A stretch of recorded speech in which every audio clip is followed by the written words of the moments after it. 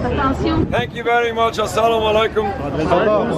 I apologize for speaking in English, but unfortunately I don't speak French, and I apologize. No problem. We are here after 75 years of terrible suffering in Palestine, all sides of the conflict. Unfortunately, this is going on for so long, and it doesn't end. And sadly, when we witness the news in the recent couple of days, it is heartbreaking to witness all what is taking place.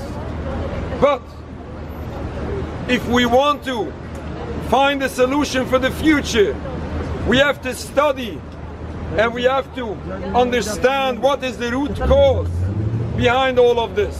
Otherwise, we would never reach a true solution. It is not the difference of religions which is causing this conflict. We had differences between Judaism and Islam for 1400 years, and still we lived in peace. Palestine is a beautiful example. Yes. Until approximately 100 years ago, Jewish people, a very small minority, lived amongst the vast majority of Muslims in a beautiful peace. Jews were protected, they were respected. And when and why was all of this destroyed? This was by the invention of Zionism. When this philosophy of Zionism first came into the land with the agenda of oppressing, taking rule over the indigenous population. We have to understand that the state of Israel does not represent all Jews, and certainly does not represent the Jewish religion. According to Jewish religion, all of this is criminal. All of this is forbidden. Basics of Jewish belief teaches that Jews are in a divinely decreed exile. We are even forbidden to create a sovereignty for ourselves. But especially when this is by killing, stealing, oppressing an entire people. This is not only criminal according to international law. This is a true violation of Judaism. And still, those people who choose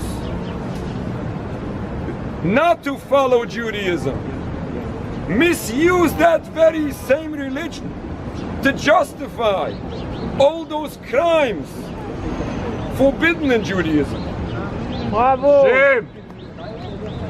We have many Jewish people, masses of Jewish people in Palestine today. Many masses of Jewish people the world over who are embarrassed by all what is going on for these decades, who publicly oppose this occupation. Sadly, the voice is silenced. On purpose it is silenced, as the voice of Palestine is sadly silenced. Yes, it's way better today than it was for 20, 30 years ago, but still there's a long way to go. In order to reach a true peace, in order to reach a solution, a lasting solution, we have to address, and we must address, the root cause. The root cause is this criminal occupation which is oppressing an entire people. We have to end this occupation in its entirety. We pray and hope to God that this ends with no more suffering. This can end in peace. Amen. If people will ask me my advice, the leaders of Israel should wake up tomorrow morning and step out of the Knesset and return the land back to indigenous population. I guarantee peace. Let me tell you this. There was a great holy rabbi, a Holocaust survivor. Afterwards he was the chief rabbi of Jerusalem, ended up in New York leading a massive Orthodox religious Jewish community worldwide in opposition to Zionism. And he said, after 1967, when people believed, that propaganda, that Jews are in danger, the Arabs hate us, and the Arabs want to drive us into the sea. And he said with his wisdom, and it was shocking to many people, If the Zionists truly are looking for peace, if they would be willing to give up their nationalism, there would be peace. The way he said is that the United Nations will be able to work out a nice peace. And many people didn't accept that theory. But since then, there was an end of South Africa, the apartheid in South Africa. We have to use the end of apartheid South Africa for an example to prove Rabbi Teitelbaum's point. We can have a peace. We have to use past history in Palestine for an example how Jews and Muslims can live in the future. We have to stop this occupation in its entirety, and we hope that all of us here in Canada, in Palestine and the world over, can once again, Muslims and Jews can live in peace as we did before, inshallah, God willing. Thank you very much. Free Palestine! Free, free Palestine! Free, free Palestine! Free, free Palestine! The cause of the problem is not the difference of religion between Jews and Muslims. We had differences of religion for a very long time, and this was not the cause for conflict. Jewish people happened to live in Palestine before 100 years ago in a beautiful peace. Small minority of Jewish people amongst a vast majority of Muslims. We were respected and we were protected. It was the invention of Zionism, this philosophy of building a sovereign homeland on the account of the indigenous population. At that time, the conflict began. And the tragedies began. Started with 1929, the famous Hebron massacre, which was a direct result of the antagonism, of the wild behavior of the young Zionists coming up from Europe. Now, we have to understand that the state of Israel, even though they call themselves Israel, they call themselves the Jewish state. In no way do they represent all Jews worldwide, or even the Jews in their country. Masses of Jewish people worldwide, including in Palestine, are not only embarrassed by all what is happening, they're not only opposed to these crimes being committed, but publicly opposed. I'm not condoning any actions. I'm addressing the root cause. The root cause is the occupation. I'm not condoning any violence, but I am saying that there was no other expectation to expect from this brutal occupation. We all, whoever really thinks and understands what's going on, would predict that something like this will have to happen. Not because we enjoy it, not because we choose it, not because we want this to happen. And let me say this, I am convinced that no one enjoys war. No one prefers conflict. No one wants to witness bloodshed. But unfortunately, this is a situation where peoples have been dragged in to this catastrophe on all sides, which is bloody, painful, sad, and disturbing to everyone when we see everyone suffering. I am calling for the solution, and for the one and only path to the solution is to end entirely the obstacle to peace, to end entirely the root cause to all of this, which is the Zionist occupation of Palestine. This occupation has to stop in its entirety. We have to get back to how it was in the very beginning before Zionism came in. If we stop the occupation, we can once again witness that beautiful peace that did exist. Let's hope this be in the future. And let me be very clear. This is going to be in favor, obviously, of the oppressed Palestinian people, but will also be the safety and security for the Jewish people. So many people back in the Holy Land in Palestine today prefer to be under a Palestinian rule rather under the state of Israel. The state of Israel is a uprooting of our religion and a danger to our people, in addition to the terrible danger to the Palestinians. Thank you very much. Thank you. When we face hatred, we face it that our blood is being spilled in Israel. Why? Why were these people without killed? Israel? Why? Wouldn't even be existing. Why? Oh, that's nonsense. That's nonsense. Why? Who's going to take Tell me why these people were killed in Israel. Can you explain me the reason? Why? Yes. Because they were killed by barbarians. Why? Why would they kill? What's the reason behind it? Let me tell you. The reason behind this is because there is an occupation of Palestine going on for over 75 years. Yeah. Jews lived in peace in Okay, Palestine. do you know your Bible? I know my Bible and I okay, know so my what? Talmud. Where were the Jews? Where were the Jews? And where were the Jews placed after 210 years after the building of the temple? Where? And they were placed in exile. Don't you confuse the okay. Jewish religion? No.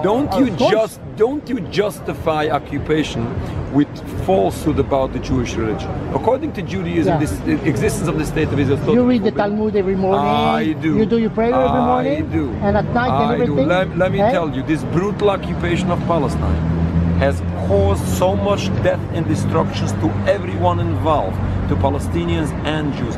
We are facing, Jewish people are facing tragedies because of that state of Israel. Whoever raises an Israeli... There shouldn't be a state of Israel. Certainly they shouldn't. Oh, really? Certainly they shouldn't. Jewish people can live in peace as we lived before the invention of Zionism, before the 1920s, and we lived in peace. Guess what?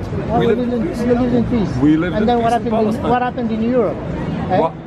What happened in Europe? But what happened in Palestine? In Europe was terrible, Palestine was beautiful.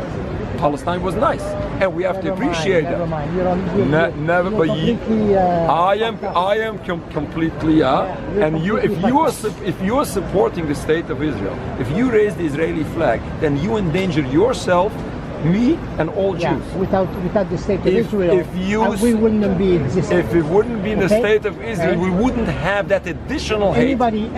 If it wouldn't have been for the occupation of Palestine, we would. I listen to you. I listen to you.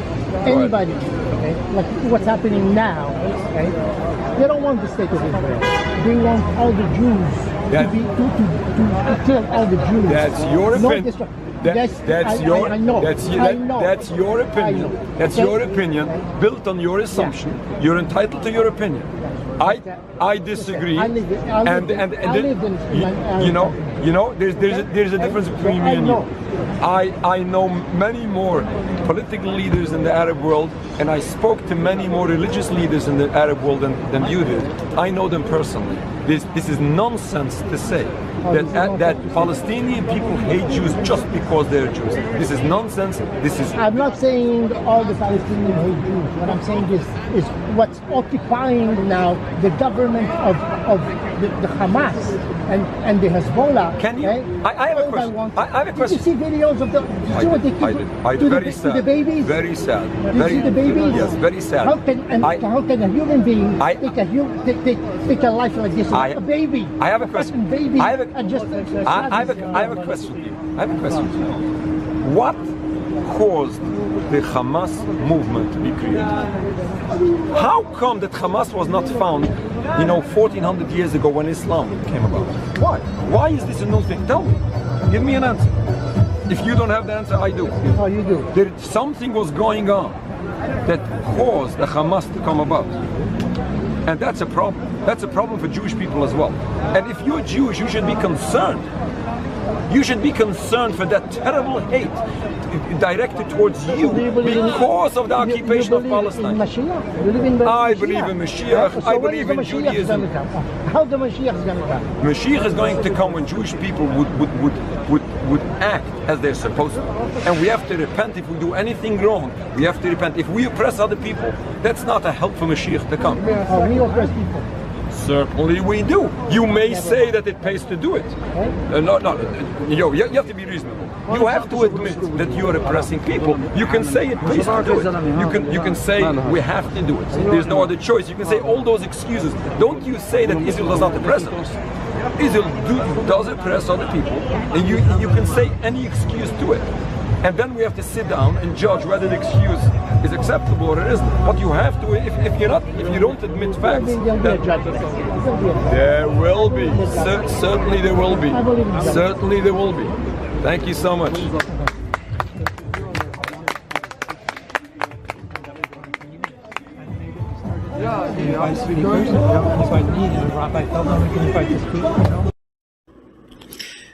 The event that you just saw took place on October 11th, 2023, downtown Montreal, Quebec, Municipality of Canada.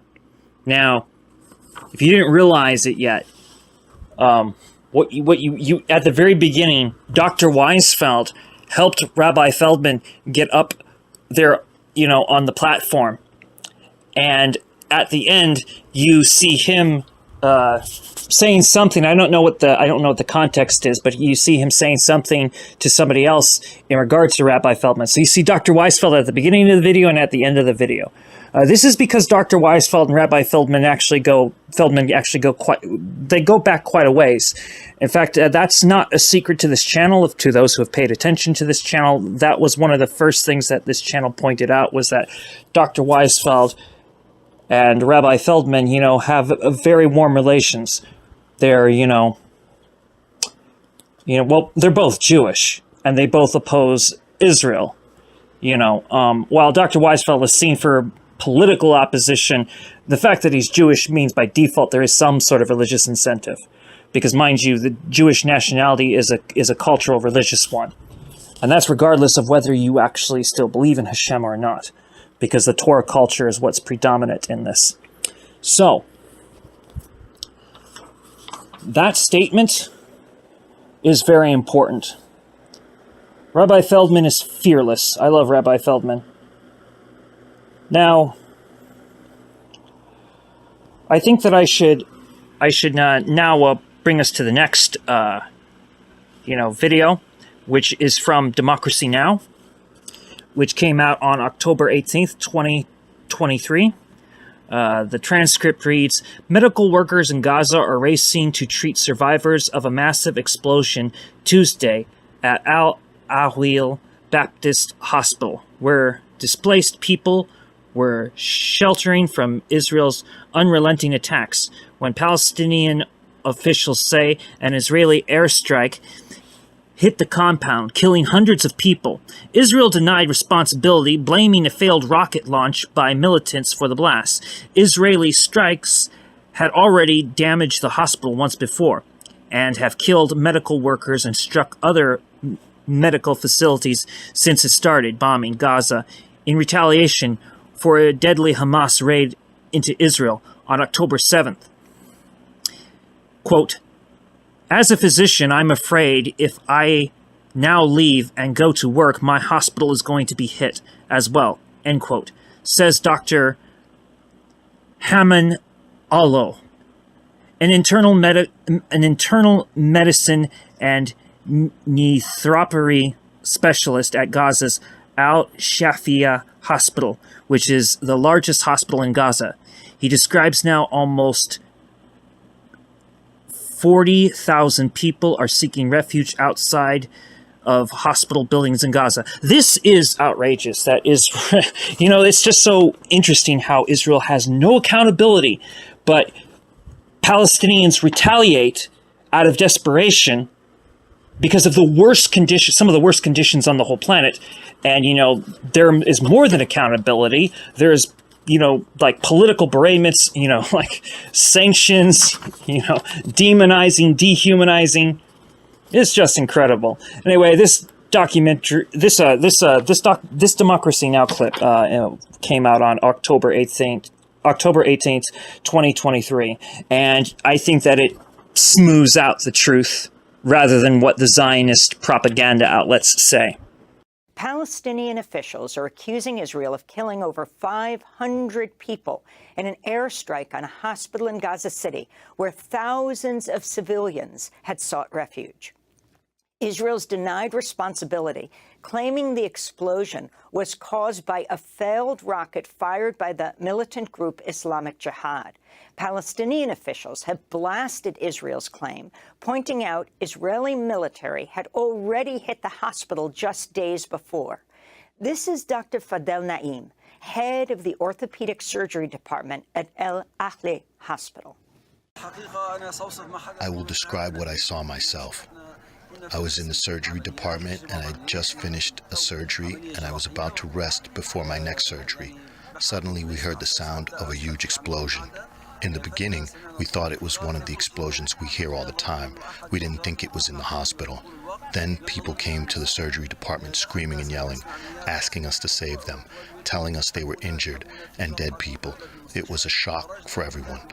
The hospital was full of dead people, injured people, and body parts. People were crying and screaming. We tried to give first aid, but there were more injuries than we could handle with our limited resources at the hospital. Many people were martyred. Some of them were alive. We saw them alive and breathing, but we could not do anything for them. They died in our arms. We saw them. The blast came just hours before President Biden landed in Israel for an unprecedented wartime visit to Israel, where he met with Israeli Prime Minister Benjamin Netanyahu to express U.S. support for Israel. Biden placed the blame for the hospital strike on Palestinians. I was deeply saddened and outraged by the explosion at the hospital in Gaza yesterday. And based on what I've seen, it appears as though it was done by the other team, not you. Biden said it appears it was done by the other team, not you. Earlier today, UN Secretary General Antonio Guterres called for an immediate humanitarian ceasefire in Gaza. For an immediate humanitarian ceasefire to provide sufficient time and space to help realize my two appeals and to ease the epic human suffering we are witnessing. Too many lives and the fate of the entire region hang on the balance. On Tuesday night, Democracy Now!'s Messiah Rhodes spoke with Dr. Haman Ola, an internal medicine and nephrology specialist working in Gaza City at the largest hospital, Al-Shifa, which is around 5 miles away from Al-Ahli Hospital, where over 500 Palestinians died in an airstrike. Dr. Alo said an earlier Israeli airstrike had hit Al-Ahli Hospital days before Tuesday's devastating blast. This is a Baptist hospital. Am I clear enough? A Baptist hospital. This is definitely something not related to Islam or to whatever extremist group some people consider.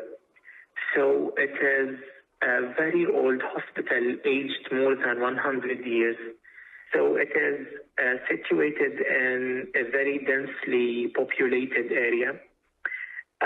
It was hit the day before, but patients, refugees, and staff couldn't simply leave the hospital.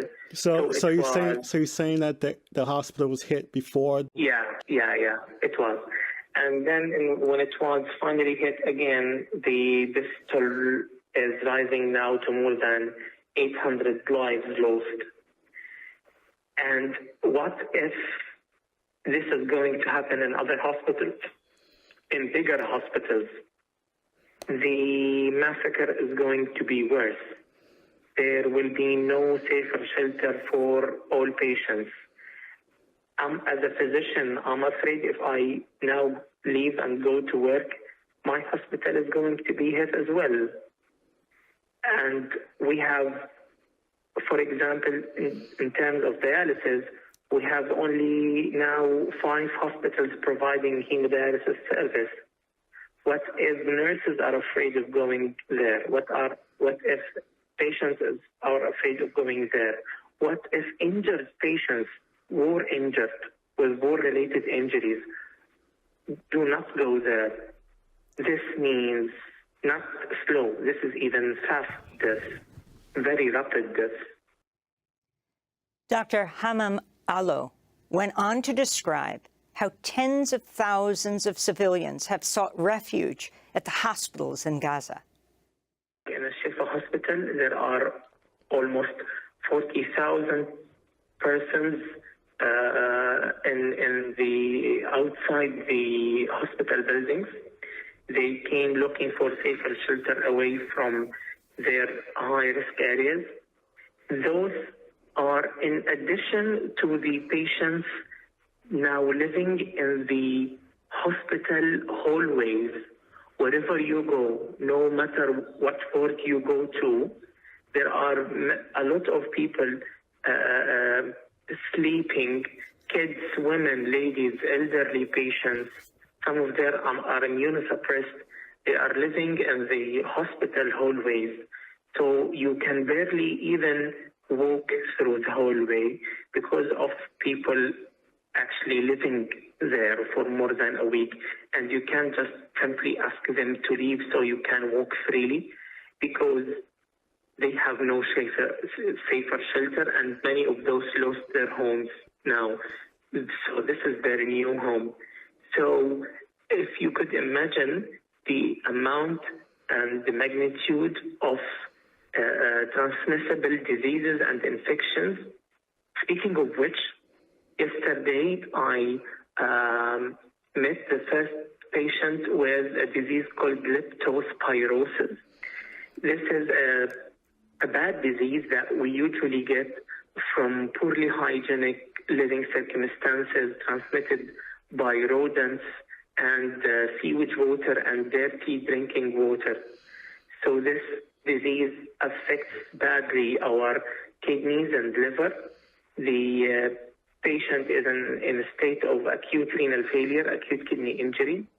His whole life is threatened, and this is because he was in an UNRWA school as a shelter, but those schools are now very busy with very unlivable living circumstances, but he had to be there with his family looking for a safer shelter away from his threatened house.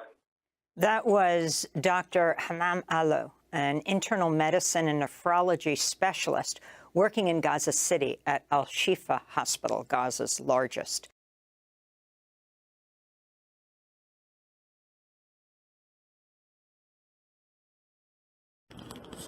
Joe Biden is truly scum.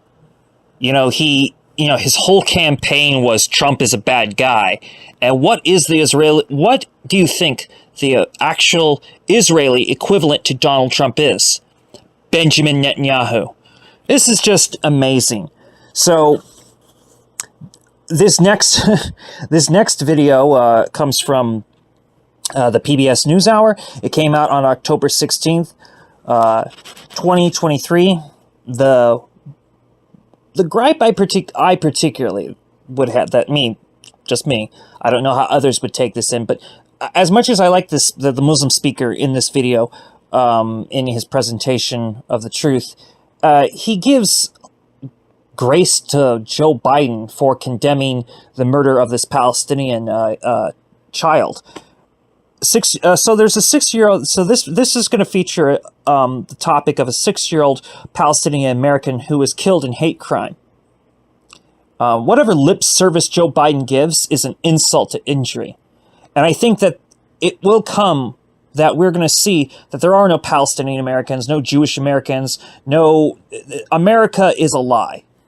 America is a lie. Today, America is Rome, and Amalek is the state of Israel.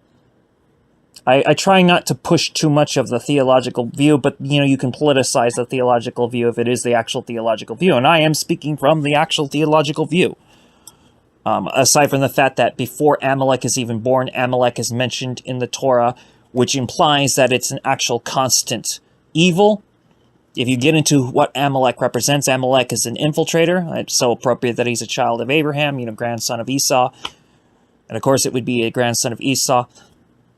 This is also why I think the Zohar is necessary, because the Zohar takes the characters and it more talks about how God thinks, rather than making you assume that these are completely historical events. And even if they are, it wouldn't be verbatim how it happened. But that's because that was never the point of the Torah. The Torah is a holy, sacred text. And, it's a society builder. And that's why people have tried to stamp out Jewish people. That is why the state of Israel tries to stamp out Jewish people. Anyway, I'm ranting. I don't mean to rant. These events are enraging that this is happening. It is unfortunate that there have been hostages that have been taken, but you cannot act like this wasn't coming.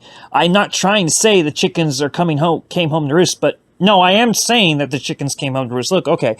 Anyway, this is from the PBS NewsHour. It's October 16th, 2023 when this came out. The brutal murder of a 6-year-old Palestinian-American boy named Wadea Al-Fayoum on Saturday has left a community grieving and fearful about growing anti-Islamic sentiment during the Israel-Hamas war. His father spoke shortly before his son's funeral today. I am here because I am the kid's father, not because I'm political or religious or anything. I am the father of a child whose rights were violated. I hope this wakes us all up. I'm joined by Edward Ahmed Mitchell. He's a civil rights attorney and National Deputy Executive Director of the Council on American Islamic Relations. Edward, welcome. So Wadea was buried today. He just turned 6 years old a few weeks ago. Tell us about this boy. Tell us about his family. What should we know? This young boy was like any other young boy. He loved sports, he loved drawing, he loved his family. He was a young man with a promising future that was stolen from him in an act of anti-Palestinian and anti-Muslim hate. I wish I could say that our organization was surprised by this, but we're not. We've seen a week of horrific anti-Muslim, anti-Palestinian rhetoric, and it has culminated in the loss of this young boy's life. Tell me about his community. They live about 40 miles outside of Chicago in Plainfield. What are you hearing from folks there? I think everyone is shocked and stunned. Obviously, they've been horrified to see the violence happening overseas, impacting Israelis and Palestinians and others. But for it to come home and impact them directly was not something they expected. So I think everyone's rallying around the family, trying to support them, and also sending a message that this is the danger of anti-Muslim and anti-Palestinian hysteria, and we cannot let this happen again. No one else should have to go through what this young boy's family is going through right now. As it's been reported, Edward, this little boy was stabbed 26 times. His mother, 12 times. She survived. We should say she's in hospital recovering. The sheriff's office there said that the man charged was their landlord, 71-year-old man named Joseph Zuba, and targeted them because they are Muslim. The Justice Department says it's now opening a federal hate crimes investigation. What's your reaction to that? Is that welcome news? The FBI is doing the right thing. This absolutely does appear to be a hate crime. The landlord, interestingly enough, was previously friendly to the family, even helped build a treehouse for the boy. But then, over the past week, he became furious over what he was seeing in the news. He went to the apartment, started an argument with the mother, said that Muslims needed to die, tried to kill her, and when she managed to get away, he killed her son instead. This is clearly a hate crime, and the FBI should act accordingly. You know, we've seen statements now from President and First Lady Biden, from Vice President Harris, Second Gentleman Inhofe, condemning the attack, saying hate has no place in America. We've also seen a number of statements, largely from Republicans, including a candidate for president, Ron DeSantis, saying the U.S. should be rejecting all Palestinian refugees at this time. What kind of impact do those statements have on the general public? Look, I would say the American Muslim community has been extremely disappointed with the statements we've heard, not only from people on the political right, but also the political left. There has been a week of anti-Muslim and anti-Palestinian rhetoric. Almost feels like we're back to the years after 9/11. We've seen just the complete ignoring of Palestinian suffering. We've seen hysteria whipped out about the supposed threat of Muslims and Palestinians in our country, and that has consequences. So I'm happy to see President Biden and others condemning this sort of violence and sort of hate. But they need to speak up for all human life, all Palestinian lives, and say that this is always unacceptable. And we should not have to welcome refugees from Gaza. We should be protecting the people of Gaza so they can stay there in their homes and not be forced out of their homes due to the Israeli government's bombing campaign. But to the extent some refugees do come here, certainly they should be welcomed. Edward, as you know, there's been a generation of Muslim Americans, of Arab Americans who know how fast and how dangerously anti-Islamic and anti-Arab rhetoric can take hold and spark violence. We saw that after 9/11 here in the United States. Israel has now called this attack by Hamas their 9/11. Have you seen anything else that leads you to believe there could be more attacks of this kind that killed this little 6-year-old boy? If the anti-Palestinian and anti-Muslim rhetoric and hysteria that we saw over the past week continues for weeks to come, I'm concerned about what would happen. But I do want to emphasize one thing. The American Muslim community is not going back to the years of the post-9/11 America. We were subject to discrimination and bigotry. Islamophobia was out of control. We're not going back to that. We are a strong community, a confident community, and no one is going to bully us into being silent about the suffering of the Palestinian people, or bully us into not going to our mosques or not praying or living our lives. We are going to carry on, God willing. We would just encourage our neighbors to speak up for the safety of all people, and we encourage our political leaders especially to do that. In the 30 seconds or so we have left, for folks out there who are fearful as a result of this attack, what's your message to them? Be safe, be vigilant, be cautious, but carry on.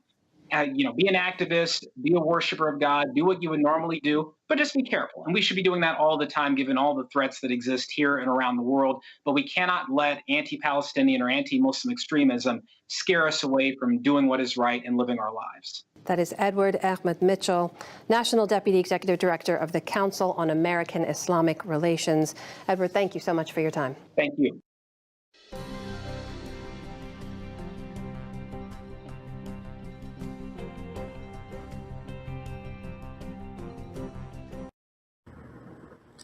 Yeah, as I had said before, the lip service to Joe Biden was really, really saddening. But that was overall a very good report. It is very sad what happened.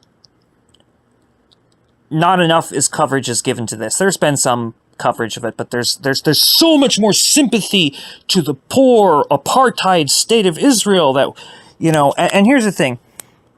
The context to those of you who want to know, where it says, I will bless those that bless Israel, and I will curse those that curse Israel.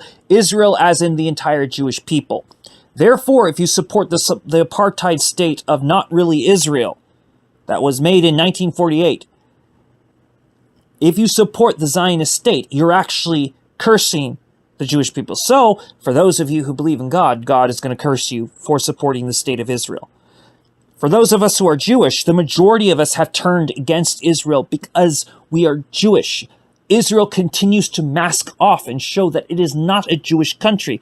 In fact, the concept of a Jewish state is absurd, and for a Jewish country to exist, I mean, the very notion of that is absurd, because the Kingdom of Israel wasn't really a Jewish country. It was a sovereign entity where the Jewish people had been the custodians of the Holy Land, which remains the Holy Land no matter who is the custodian. And it's the Holy Land according to Judaism and Christianity, by the way. Islam does see Jerusalem as a holy city, but Islam has a different take, and you got to keep that in mind. While I would say, yes, not just me, but many people would say that is the pan-Abrahamic land, particularly it is the Holy Land from the point of view of Judaism and Christianity. Islam sees it slightly different, although Jerusalem is holy from the point of view of Islam. I do think, there's so much nuance I could get into with this. Now, this has been featured on this channel before, but it is probably more relevant now than before, because one of the things that keeps getting forgotten is that there are Jewish Palestinians. Several people in Nablus consider Dr. Weisfeld to be a Jewish Palestinian. I sort of do. Yes, he should learn more Arabic, but, he doesn't do bad with Arabic. Anyway, he's picked up it quite well. In Meir Sharim, everyone speaks Yiddish, and some people speak Yiddish and Arabic. But the reason why I'm mentioning that is because we're going to bring this back to Meir Sharim, the Jewish Palestinians. This first video took place on December 21st, 2022. That's December 21st, 2022. And what you're going to see here is you're going to see the violent, sadistic Israeli troops come in and take, these stormtroopers come in and take the Palestinian flag away from the residents of Meir Sharim. Meir Sharim predates the state of Israel. The Jewish Palestinians predate the state of Israel, because that's the historic truth about Palestine is it's actually been it's the real cradle of the refugee, not the United States of America. But anyway, I'm ranting again. December 21st, 2022, that's when this event takes place.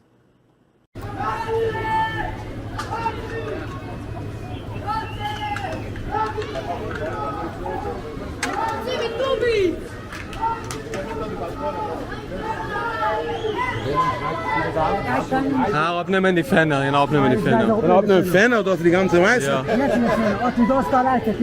Die Fenner, die Fenner.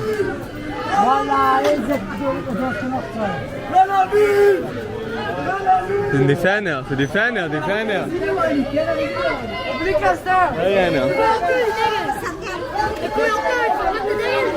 Die Fenner, die Fenner. Was? Was ist da? Ja, wer da? Wer da? Kom maar rein voor zijn. Ja, zo ja. 네, היה רגלנדו בכלל. אז אותו הסגרתי מת.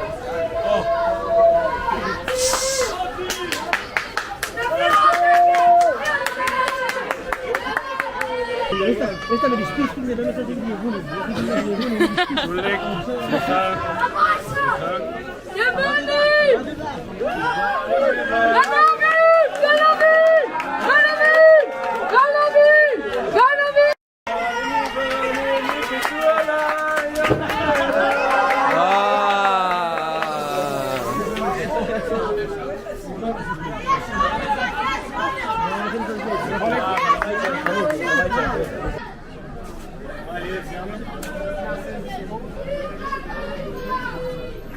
אבל איפה הכיפה שלכם? למה אתם לא יהודים? למה רק זה מעניין אתכם בתור יהדות? למה רק זה מעניין אתכם? All them Palestinian terrorists. That's why you say Palestinian.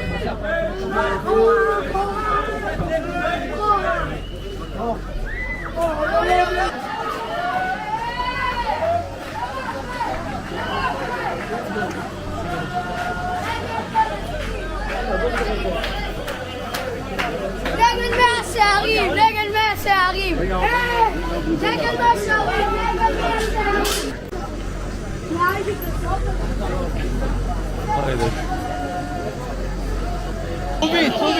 טובי!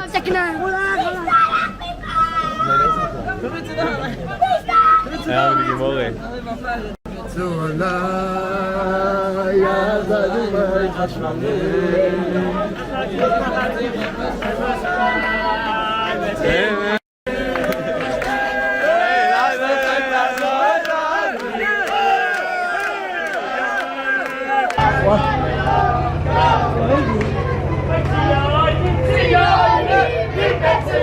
Aqui no final, eles estão levando aqui no final. Aqui no final.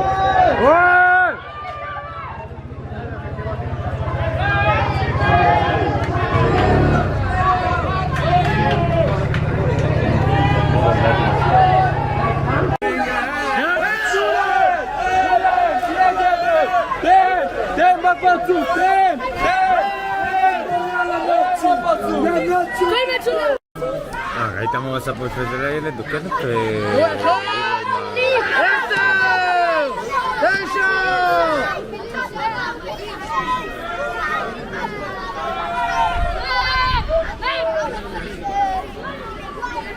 וואי, הוא מגיע עם התיק מהחיידר, אה?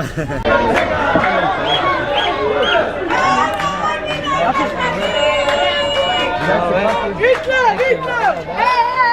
היטלר!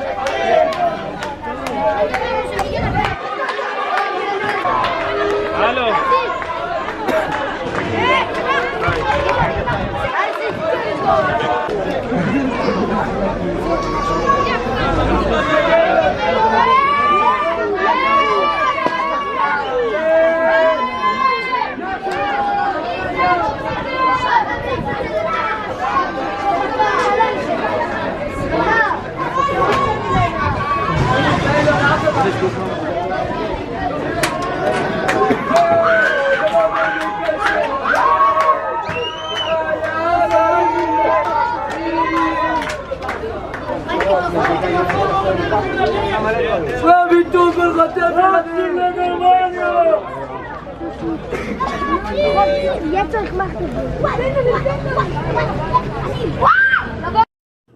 And now that we've gone over that, we will go to this other video, which took place on Sunday, July 9th, 2023. This time, the Jewish Palestinians fight off successfully the Israeli stormtroopers, and they keep the Palestinian flag flying. I think that you even hear the word shishka said in here. By the way, shishka is and I hope I'm pronouncing it correctly. If I'm not pronouncing it correctly, Dr. Weisfeld is free to, correct me. But shishka is a Yiddish term which, as I understand it, it means basically a non-Jewish broad, that's, appealing to you or to the sight, but, is dangerous because not Jewish, therefore not kosher. It is typically a derogatory term, which I do apply, which I actually You know what I love about this, though? I used to apply this to Israeli women in uniform. I have never respected these Israeli women in uniform. They're very brutal. Sometimes they're more brutal than the men. Probably because they have a lot to prove to their male masters. Yes, I'm saying that their feminism is pretty much that they bow down to the male superiors that, you know, they have to answer to. It's kind of like how when black cops have to beat black people more than white cops to prove themselves to their white masters. It's the same principle. Anyway, this video, the actual event took place on July 9th, 2023. July 9th, 2023, and this time they actually managed to defend and keep the Palestinian flag flying. Long live Meir Sharim. Long live the Jewish Palestinians of Haredim. Long live the Jewish Palestinians of Meir Sharim. Long live the Haredim. Long live the ultra-Orthodox Jewry that everybody slanders. And, you know, long live Palestine. Long live Palestine. Long live the West Bank. Long live Ramallah. Long live oops, I almost said something I'm not supposed to say. But long live Gaza. Again, this video takes place at July 9th, 2023. And it is very important to see that this victory in Meir Sharim did take place.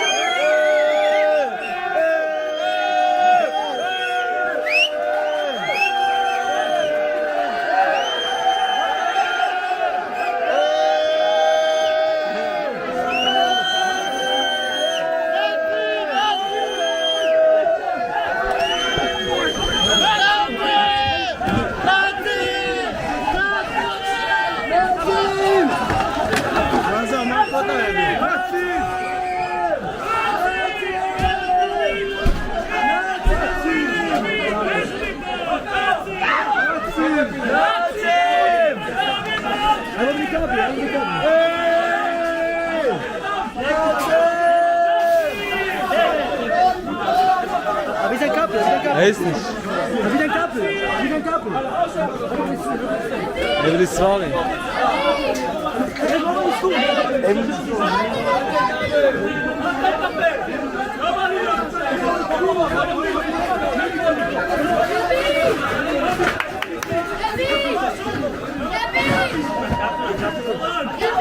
Zezé, kapeluć!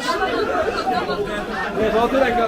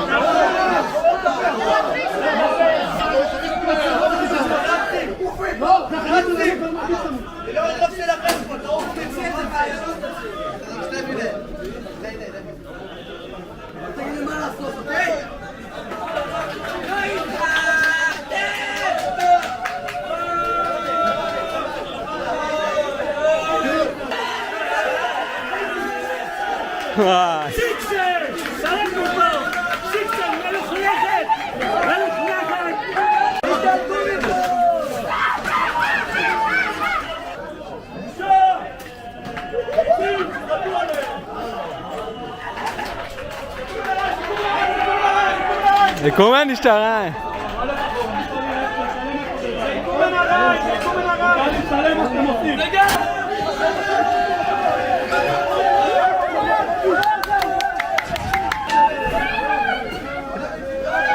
וואו! דיבר? איפה המזרחניק?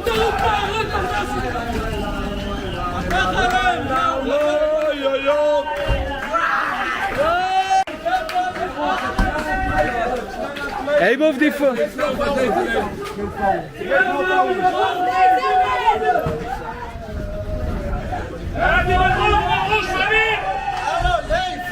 שתי, צ'אן שלי. איפה המזרחניק? מחבלים!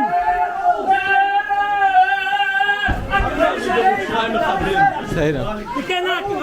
מחבלים ציונים! מחבלים ציונים! מזרחניק מחבל! מחבלים ציונים!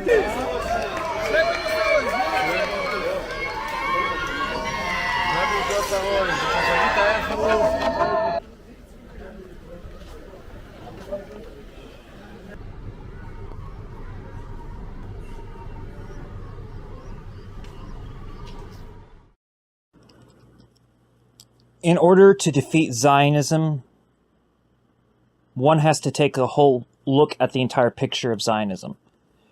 Christian Zionism controls Jewish Zionism, not the other way around.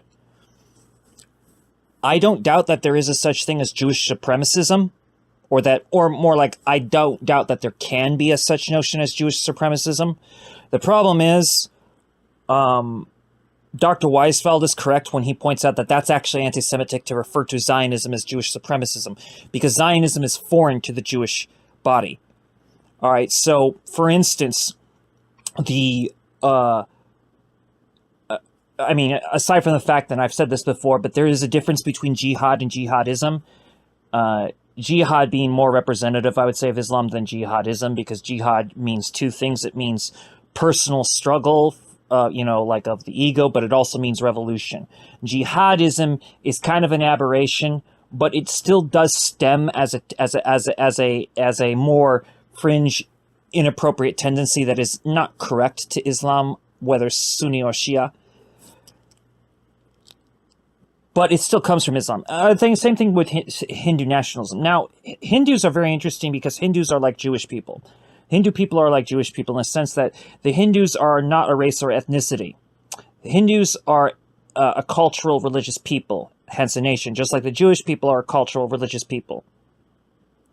So Hindus and Jewry alike are both the same kind of nation. We can also get into the Sikhs. The Sikhs are this way too. But I would say Hindu nationalism is an aberration in Hinduism, but it still stems from Hinduism. Again, there could be a concept of Jewish supremacism, but Zionism would not be Jewish supremacism. And here's why. Zionism is a crusade. Christian Zionism, which originally was known as Restorationism, predates Jewish Zionism. Theodor Herzl, the first official self-proclaimed Zionist, did get backing from the Restorationists, otherwise known as the Christian Zionists.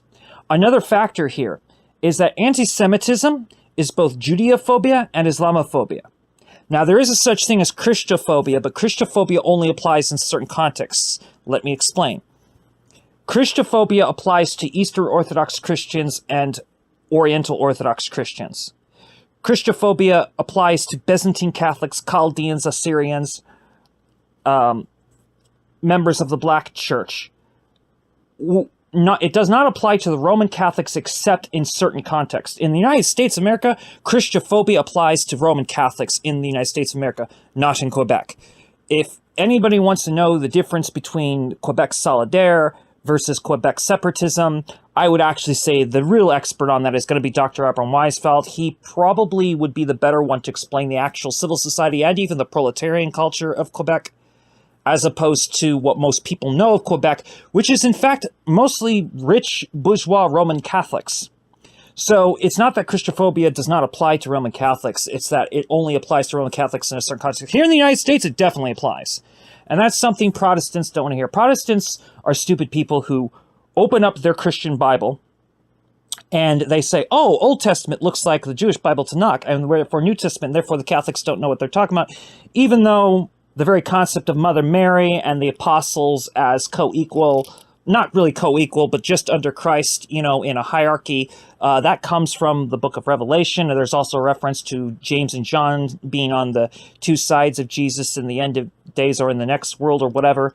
If you get into the Christian texts, it is properly reflected by Orthodoxy and Catholicism. It is the Protestants, and especially the Mormons, even more so, who don't represent that Christianity, but what they represent is Western Christianity, an excuse to invade, an excuse for colonization, an excuse for anti-Semitism, both Judophobic and Islamophobic. When the Crusaders came into the Jerusalem, they killed so many Muslims, so many Jewry, and they even killed Christians. But they weren't Catholic. They were all Orthodox. They were all Oriental Orthodox and Eastern Orthodox. Those are facts.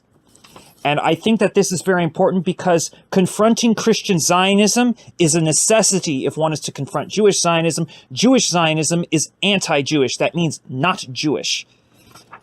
If you are from Jewish stock, but you work against the Jewish people and the stances of Jewry, then you cannot claim that your position is Jewish.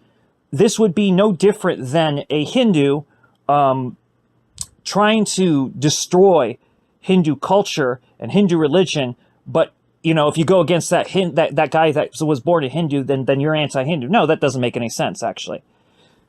There's some weird notion where and that's because you can prove that India is not a nation, for instance. It's a country with ethnicities and religions in it. Different ethnicities, different religions, all in India. It's a country. Hindu is a cultural religion. These things are actually a lot easier to prove for some reason than to prove that the Jewish people are not a racial or ethnic category. Even though this can be proven too, it's just we're not allowed to say it on regular television because that can destroy Zionism. Zionism basically bases itself on the Christian Jewish Zionism bases itself on the Christian Zionist belief of a Jewish race. This next video is from Max Blumenthal from his channel. Max Blumenthal put out this video on July 26th. Max Blumenthal put this video out on his channel on July 26, 2007. The video was titled "Rapture Ready: The Christians United for Israel Tour." And by the way, the rapture is not in the Christian Bible. I just happen to be an actual legit interfaith cleric, and let me tell you, as I've studied Islam, Christianity, Judaism, Sikhism, Buddhism, Jainism, Hinduism, and several other religions, one thing I will tell you is that in the Christian Bible, nowhere is there a reference to the rapture. And if we are to deconstruct Zionism, we need to confront Western Christianity. You cannot ignore Western Christianity. You cannot ignore the post-Christian neuroses of the deistic countries that stem from Britain, such as America and Israel, Canada, Australia, New Zealand. You have to confront this stuff. So remember, this came out on July 26, 2007. If you want to see it independently, it's on Max Blumenthal's channel, and the video is called "Rapture Ready: The Christians United for Israel Tour." So we're here with Representative Tom DeLay, the one and only former representative, yeah. The Hammer. Can I call you the Hammer? Sure. So what brings you to Christians United for Israel? Well, I was in on the ground floor. I worked with John and Diana Hagee for many, many years on many different projects. And how much of an inspiration is the Second Coming in your support for Israel? Obviously, it's what I live for. Really? And I hope it comes tomorrow. Really? Really? Absolutely. Wow. And obviously, we have to be connected to Israel in order to enjoy the second coming of Christ.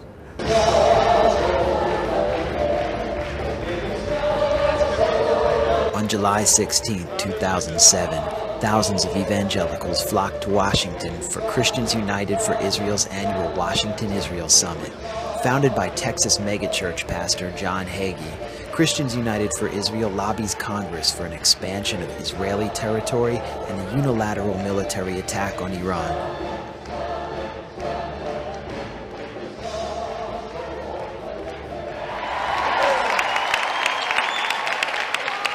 Here are some of my reasons Christians United for Israel support the Jewish people and the state of Israel today, tomorrow, and forever until Messiah comes. Our support of Israel has nothing to do with end times prophecy. It has absolutely nothing to do with eschatology.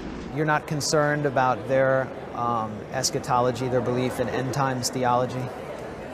All religions have eschatology. The question is whether somebody believes that they can move the clock of eschatology forward by themselves. The only one who says that is Mahmoud Ahmadinejad, the president of Iran. The denials by Pastor Hagee and his minions of an ulterior end times agenda were directly contradicted by members of their own organization.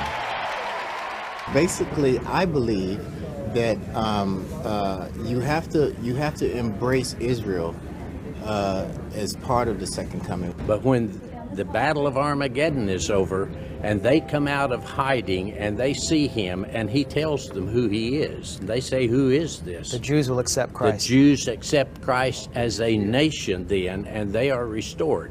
The Jews are God's chosen people, but they will, they have to be witnessed to just like anybody else. Yeah. There's only one way to heaven, and that says in John 14:6. What's going to happen to the non-believer? Well, I think it's pretty clear they're not going to be in heaven, so the other place is not too pleasant. And you're Jewish as well? Yeah, that's right. Blumenthal, yeah. And do you believe in the Lord Jesus Christ? Well, I'm Jewish, so are you going to pray for me afterwards? You certainly will. Actually, we've been praying for the whole Jewish race for a long time. Really? Yes. You've been praying for the whole Jewish race? We're praying that y'all see the Messiah, because we believe that Jesus is the Messiah, and you guys haven't really come to that recognition yet, but we believe that you will. That's the Battle of Armageddon. It's the believers against the non-believers. It's Christians against the anti-Christians. Are you looking forward to Armageddon? I'm definitely am. So you're looking forward to Armageddon? Looking forward to Armageddon and looking forward to the cleansing of the earth. Are you guys looking forward to the rapture? Amen. Amen. I got a bag packed. Can I get your car when it happens? You can have everything I own when it happens. That'll be the last of your worries. When we disappear, you better start to worry. Because if you haven't seen the Left Behind series, it's scary. Really? Yes. The one with Kirk Cameron, right, from Growing Pains? I don't even remember. Throughout the conference, we were hounded by public relations agents seeking to prevent us from asking participants about the end times. I'm just trying to clarify what you're saying. We should not ask questions about the end times. Have you ever had No, you can ask that, just not right now. They're here to display their support for Israel. They're not here to talk about conversion or proselytizing or our eschatology or job any is of to the just other make sure stuff. that message is clear. Do you think these are good allies for Israel? Definitely. Why? Because people really care about bringing peace to the Middle East. Who is the Antichrist? One of the things is that he will be charismatic, but he will also be a man of peace. And so he will be one who has promoted peace for many years. But there's going to be a peace treaty, but that's a false peace. And eventually, then when the Lord comes back, that'll take care of it. The one who forces Israel into a peace treaty with the Arabs is the one who you have to watch out for. Is the beast. Right. It says, they stand there and their bones will be standing in their flesh and their eyes will melt out of their sockets. That that was prophesied way before we even, started over here. And that's the bombs, that's the atomic bombs. The atomic bombs? The nuclear. From Iran? Yes. Or nuclear, anybody. It could be anybody. Right. Therefore, it is time for America to embrace the words of Senator Joseph Lieberman and consider a military preemptive strike against our land to prevent a nuclear holocaust in Israel and a nuclear attack on America. Of all the congressmen and diplomats who lined up to pay fealty to Pastor Hagee, Senator Joseph Lieberman received by far the best reception. I want to take the liberty of describing Pastor Hagee in the words that the Torah uses to describe Moses. He is an Ish Elohim, a man of God. And those words really do fit him. And I'd add something else. Like Moses, he's become the leader of a mighty multitude, even greater than the multitude that Moses led from Egypt to the Promised Land. My dear friend, former colleague, always going to be my colleague, always going to be a worker for what is good in our society, Senator Rick Santorum. Great to be with you again.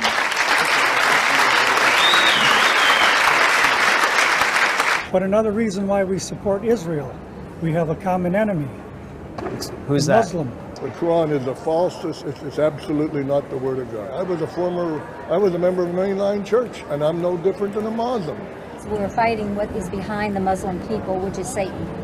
Because Satan is the one who's actually trying to destroy the Jewish race. Because that way he would destroy God's plan. And what will happen is Israel and the Western world, in order to save our type of civilization, have got to fight the Muslim.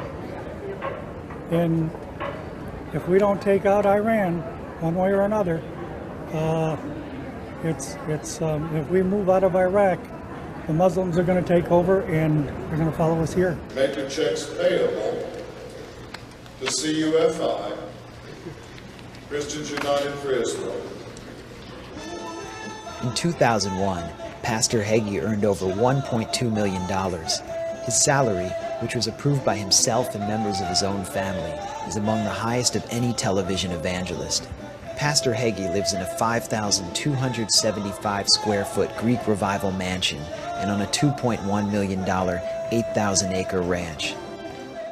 During the brief session in which Pastor Hagee made himself available to the media, I asked him about passages in his book, Jerusalem Countdown, in which he seemed to blame Jews for their own persecution.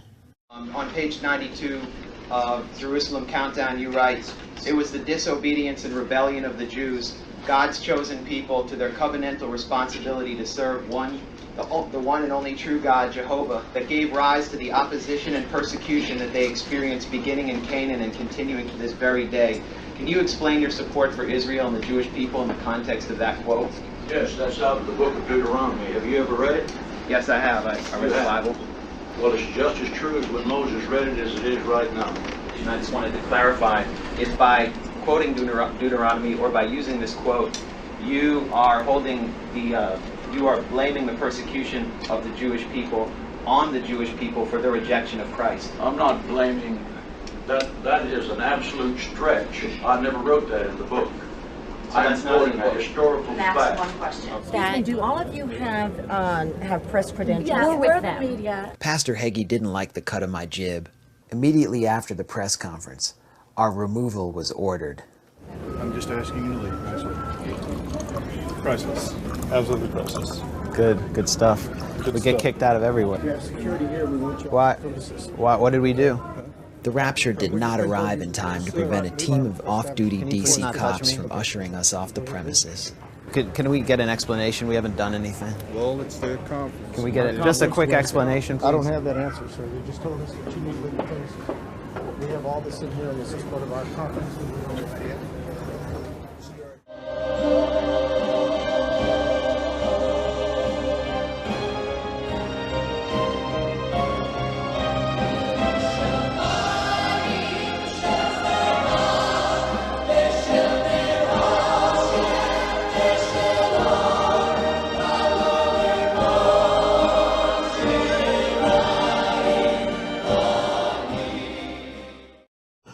Okay, and now we bring ourselves to what I think is the real gold of this two-parter.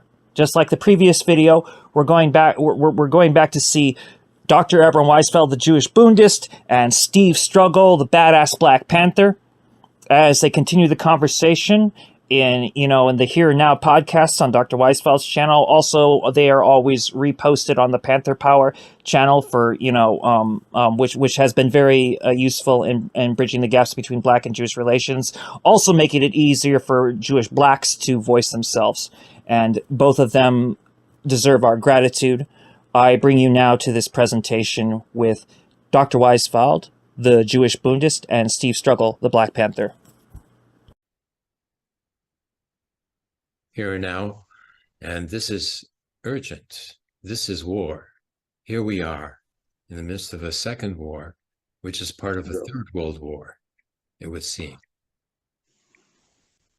Yeah, I think that's a good way of putting it. You have the Ukraine, you have the struggle right now in the West Bank, and who knows what else may jump off any minute now.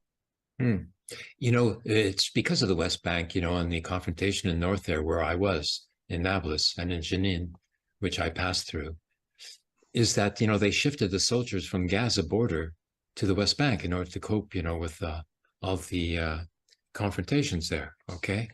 So they had about 12,000 soldiers in the West Bank, and around Gaza, it would seem they only had the number of soldiers that were at that rave party. They were probably all soldiers, having a good time. I saw a video of one woman soldier, wearing her military pants with just a bra for a top, smashed out of her mind on ecstasy, dancing away there. Pretty good too. And in the background is the Palestinian gliders coming in, to, attack the military base that they were next to. They were from the military base. Well, I think that the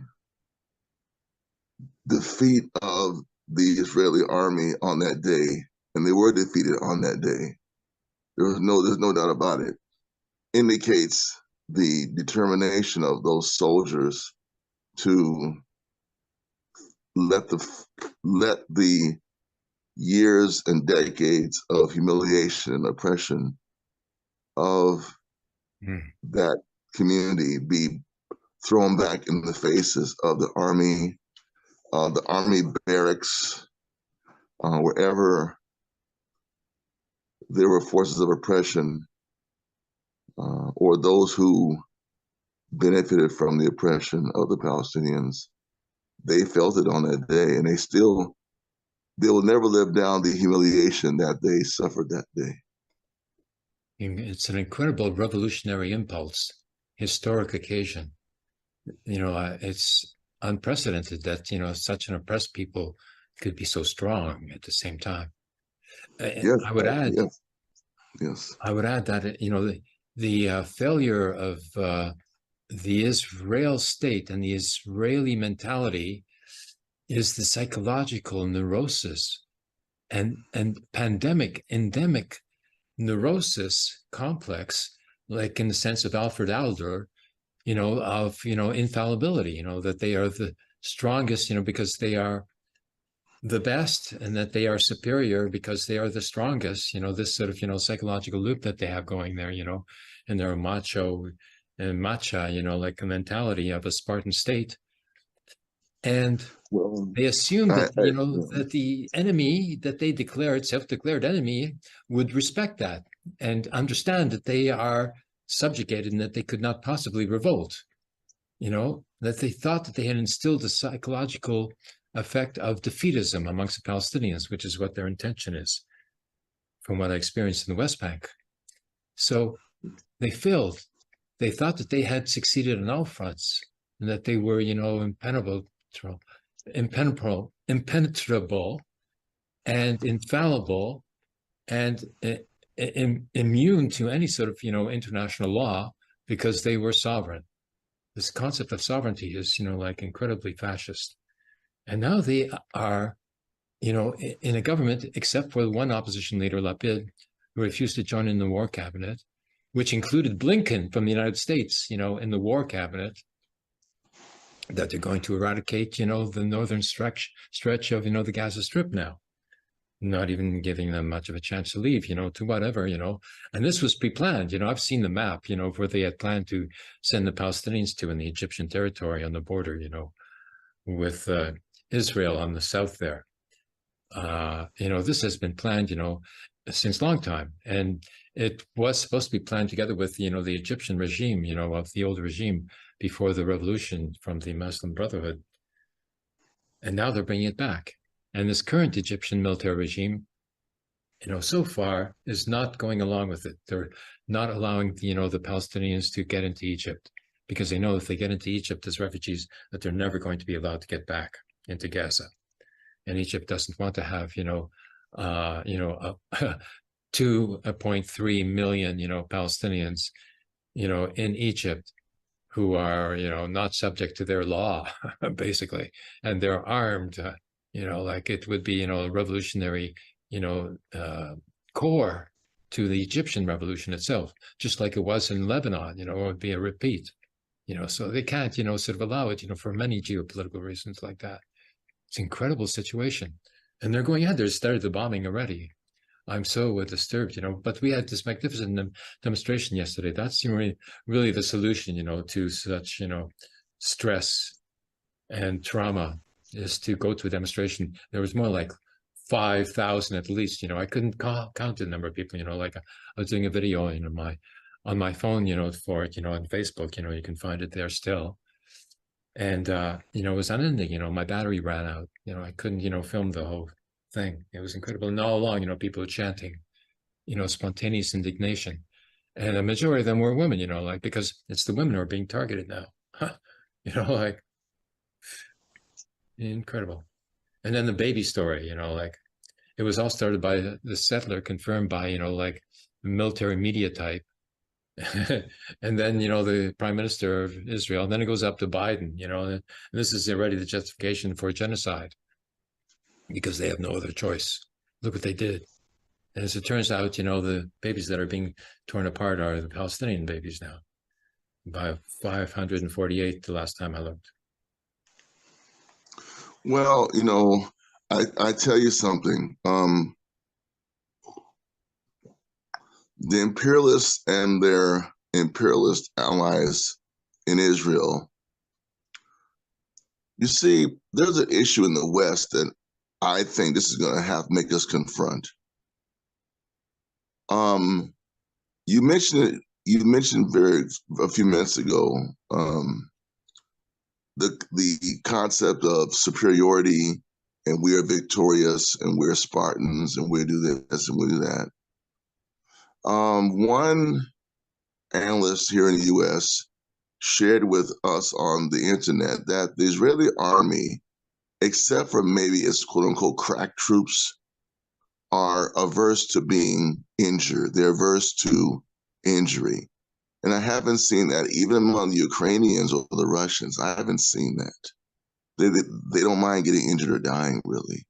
So they're a different kind of warrior there than they are in Israel.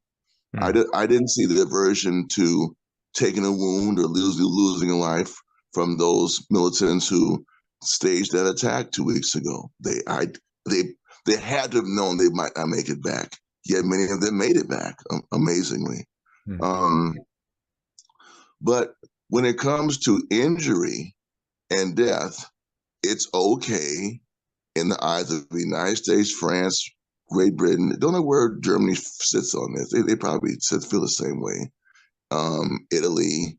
It's okay if women, children, babies, the elderly, animals are wiped out with U.S.-made Israeli bombs. It's okay. Their lives are meaningless. Whereas every report, be it based on facts or based on lies, that an Israeli is even wounded in any kind of as part of the struggle against Zionism, any injury is perceived as a grave injustice. And that to me, that goes back to the whole, at least in my lifetime, the ideal that the oppressor's life and property and human life is more valuable than that of the oppressed, and that the oppressed have no right. The oppressed have no rights that the oppressor has to respect, but the oppressor has rights that the oppressed must respect. And to me, that is the hypocrisy of even within the opposition to the Israeli military assault. If we get hung up on, oh, I don't like Hamas, oh, I don't like how they have prisoners, you can't get hung up on that. That's the wrong way, in my view, to look at it right now. Whatever contradictions you have with Hamas or with the military strategy, the whole situation wouldn't exist if Israel didn't exist.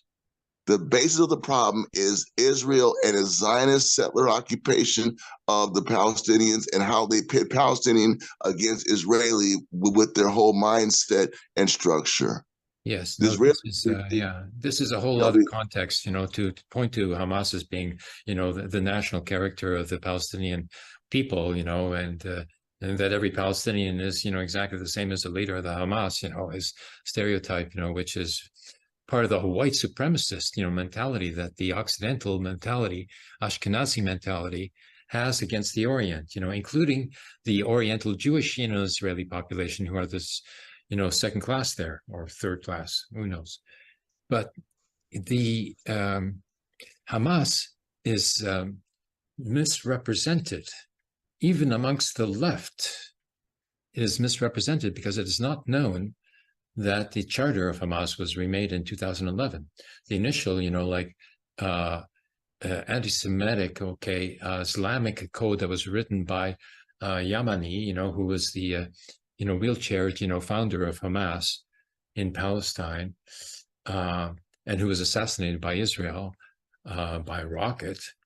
That has been replaced by the 2011, charter of Hamas, which is anti-Zionist, and it does not, target, Jewish people for being Jewish. It is a political question, and they call for the end of the Zionist state. But their diplomatic position, which is now pertinent, very pertinent to a ceasefire, is that they're willing to recognize the state of Israel for the sake of negotiations, if Israel is willing to recognize, Palestine, so that they can negotiate. Otherwise they can't negotiate. If Israel doesn't recognize Palestine, there's no negotiations. And the reason why they don't want to have negotiations is because they don't want to recognize Palestine, because they want all the Palestinians to leave. This is this Nakba, 1948, all over again. This is a proof of what happened in the Nakba.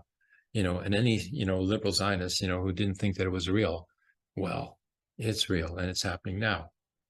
But they're still sort of, caught up in this whole sort of a national chauvinist thing that the Zionists have propagated amongst Jewish people. I have to test it. I have to go back to the Jewish Community Center, next month, in order to see if I can get through the, Zionist censorship and barrier at the front door, because I've been liberated by the judge, but I don't know exactly what any ambiguity is there. If they could arrest me because I'm coming too close, to the office, of the plaintiff, in my criminal mischief case. And who knows where that office is even, and I'm not going there anyway, but they still say, I'm getting too close. It's incredible, how bizarre, Kafkaesque, this is becoming, and we haven't even set a court date yet. That'll be on the 30th of October. So the, storm of media attention that took place, both on Wednesday and yesterday. Wow, I've never seen that before.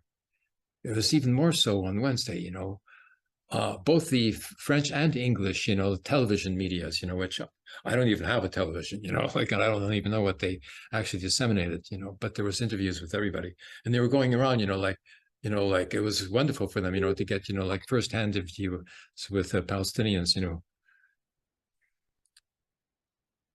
But so we've made a breakthrough here, and also there's an international revolt happening too.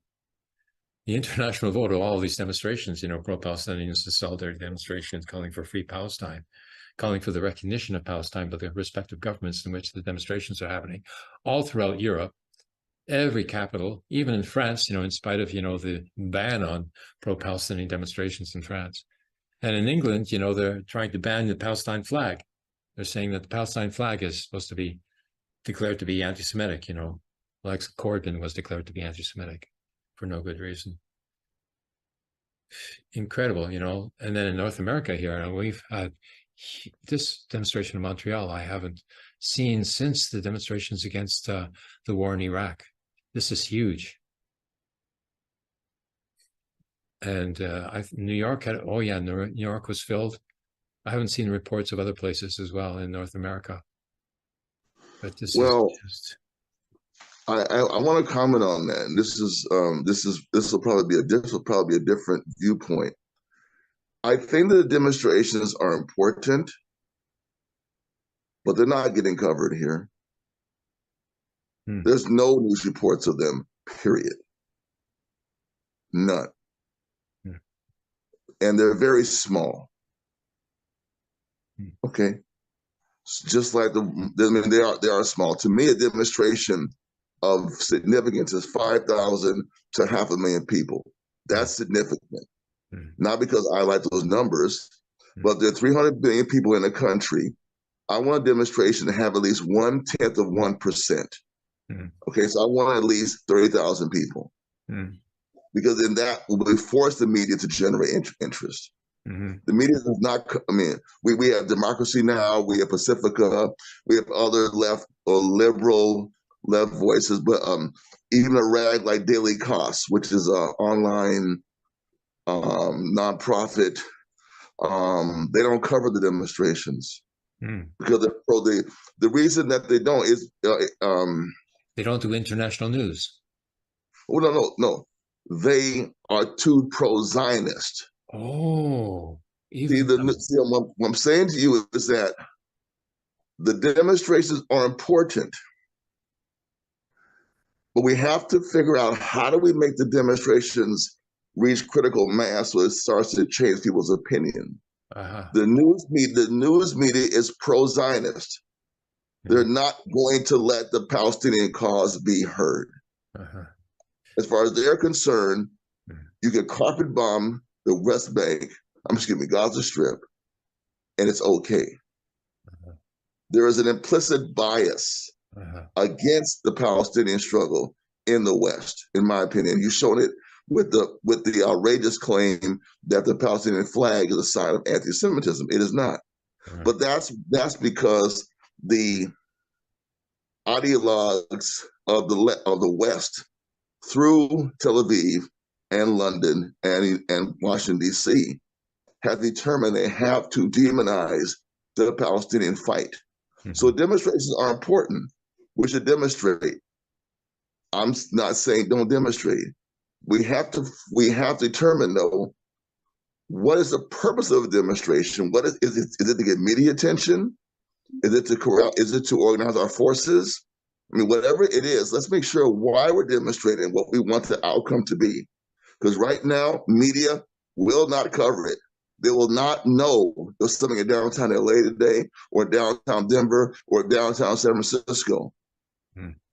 You might get a reporter. You might get a local station to cover it. You might. If you do, you're lucky. They don't want it to be known because the United States and the West want to make sure that the rights of Palestinians do not ever come into play. For example, let me give you an example. And I don't even want this, but why are there no airlifts of Palestinians out of the Gaza? I mean, why? Well, we got to get them out of here. We got to show some support, right? Yeah. Bring them to the USA. Exactly. Bring them to the USA. Yeah. Bring them to Palestine, UK. Texas. Palestine, Texas. Wherever. I'm just saying that's not even something that you can even discuss. Yeah. So I'm saying when you have a situation where clearly there's a refugee crisis being created, clearly, there's no doubt about it. And no Western power, to my knowledge, I'm not saying no power to my knowledge, from China, Russia, to my knowledge, I could be wrong. China, Russia, Australia, Canada, UK, Germany, Italy, France, countries in Scandinavia, Norway, Sweden, Hungary. Nobody's saying y'all can come here. Germany, nobody's even offering. Well, I'm saying when you see that, that means these are international personas non grata. This reminds me of the Crusades. You're not welcome here. This is like the Crusades, when it's reported that when they occupied Jerusalem, the blood of Muslims and the Jewish people flowed together ankle deep in the alleys of Jerusalem. So that, to me, that's, if there's any reason to demonstrate, any reason to be on social media, if there's any reason to right, hope to get a letter to the editor written in a paper, if there's any reason to have a Zoom meeting where that can't be Zoom bombed, is to promote the right of the people of Palestine even to exist. Yeah. This is like right the now. This is like the Christian song, "Onward, Christian Soldiers." So, here you go, marching on to war because of Jesus. Yeah. And that's what's happening. And that's what's happening right now. Yeah. And just keep that in mind that no country, nobody has said, "You're welcome here. We want an airlift of people from here. We can house you for a couple of years. We got a place for you to live and get a job and make them whatever." But this is not what's happening to you. For Palestinians, just like the Ukrainians. Oh yeah, sure. Yeah, you know what I mean? No, the Ukrainians could come around the world. No, around the world. Oh yeah. Give them housing, give them some money, give them school, everything. Yeah. Where is that for Palestinians? It's nowhere. Yeah. So what I'm saying to you is that's what we need to look at. Why is nobody in the world that I know of, and maybe we're not on the same wavelength as those back negotiations. Why do they not have the right to get the help? I'm just saying, why don't they have the right to leave in that fashion? To live. Yeah. Because they're considered USA even cut its subsidy to the UNRWA, Refugee Relief Organization, for the Palestinians, who was cut. Right. I mean, something, somewhere. Come on. That's because and I think some countries might be a little reluctant. Oh, you're a supporter of terrorism. You can't support them. So, but all of the like the censorship, that you referred to, that the pro-Zionist censorship that occurs, that they don't, people don't even know that the Palestinians are being genocided now, is because of the Christian Protestant hegemony that it has over the mentality of the culture.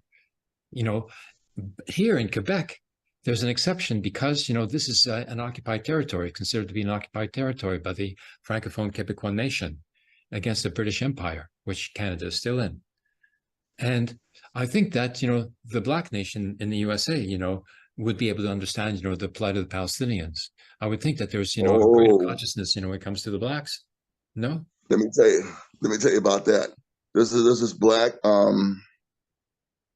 a politician, Cory Booker, who's trying to organize Black people against actually the Palestinians by being anti-Hamas. He's a shrill of the AIPAC, the American Israeli Political Action Committee. He's going on TV and say, "I'm a Black man and I'm against this and I support Israel."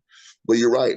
I think if we go to the core of the Black nation, not the periphery, not the entertainers, not the sports speakers, no, not them, but the workers, the prisoners, the youth, whether the youth grew up in a two-parent home, one-parent home, grandmama home, or foster home.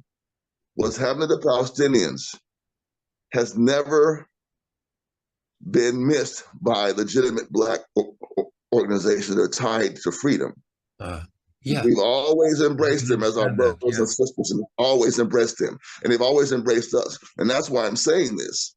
Why do they not have the right to repatriation as a refugee to Europe or the United States? Because they're considered third-class citizens.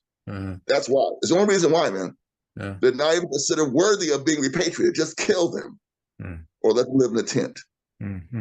Yeah, that's what's going on. Look, I think that let me mention something else to you. I hate to interrupt you. There's a guy named Lindsey Graham, U.S. Senator from South Carolina. He said recently, "This is a religious war. Do what you can to wipe them out." Whoa! Yes, he did. I'm not misquoting him.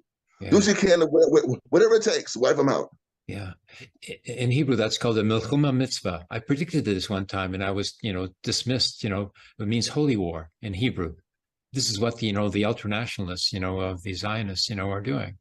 This is their holy war. So, in Yemen, the demonstrators called for a jihad against, the holy war of the Zionists. It could be. Yeah. And what is, I have a question though. What is Saudi Arabia saying about this? I don't know what Lebanese government Jordanian government, Egyptian government. Can you give us any sense, or maybe I shouldn't ask you, because why should you know and not me? But I have not had a chance to study their positions, their State Department statements, things from the newspapers, etc. No, it's what they haven't said that's important, because they haven't said that they're going ahead with normalization with Israel. They refuse to recognize Israel now. They can't. Before they were negotiating, trying to see if Israel would stay out of, like Sector A, in the West Bank or something like that, some sort of concession in order to justify, the Saudi Arabian recognition of Israel. But they didn't get that. And now, the normalization is certainly going to go ahead, in the face of all the protests that are happening. They would be exposed, as being totally defunct and irrelevant and historically unnecessary, by that point. Even to, their own entourage, they would, couldn't face a scandal like that. No way. This is, epic, very epic here. And if, Israel does, send in the ground troops, into Gaza, they're preparing the way, because normally, their military strategy is to flatten the place first, and then send in troops, because the troops are, the most precious thing that they have, the pillars of the state and all that. Except if they get captured. You're not supposed to get captured, you see, according to the Israeli military. So if you do, you're subject to the Hannibal policy, the Hannibal Code, which is that if you're captured, rather than, you being forced to be exchanged, for Palestinian prisoners, you will be left to die. And in fact, they will actually bomb you. They've actually bombed, already, 13 Israeli hostages have been killed by Israeli bombs just in this last week. I didn't know that. Incredible. Hannibal Code is what it's called. It's supposed to be secret. But they will, they couldn't care less, about their soldiers' lives when it doesn't serve the interests of the state. It's a state so you're saying, therefore, there's a secret code that is the basis for the activity of the Israeli army, that if a soldier is captured or wounded and left without support, that they will kill the soldier as opposed to the soldier being captured, cared for, healed, but also held as a prisoner for exchange. I see. Oh, no, no, only if they're captured, as a hostage, then they're subject to being bombed. Okay. But then Hamas at one point, threatened to cut the heads off a hostage if Israel bombed, any civilians in Gaza. And Israel has, but they haven't cut off the heads, so I think they backed off of that. I was going to say, since there have been mass bombings of civilians without question, and since those executions haven't occurred, one must wonder two things: were the soldiers and those being held prisoner killed? That's possible. Did they decide to not do that and try another strategy? That's possible.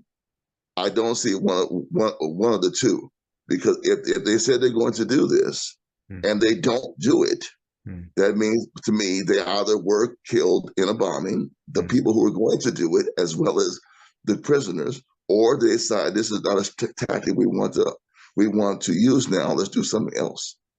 Precisely, yes. Because, with the Hannibal Code, it was pointless, like, why kill a hostage when Israel is going to be doing it in any case? Like, Israel places no value upon the hostage. So for them to kill the hostage would have no effect because of this Hannibal Code thing. So I wish we get this known. I wish we get this known more, what you just said, because that's important, because a lot of things people don't know. For example, there's an analyst out of the Donbass. He's an American guy, and his view is that the geopolitics of the Hamas attack were based on what you just said, to undermine the Israeli-Saudi rapprochement. That was one of the reasons, to make sure that Saudi would be under great pressure to not do that.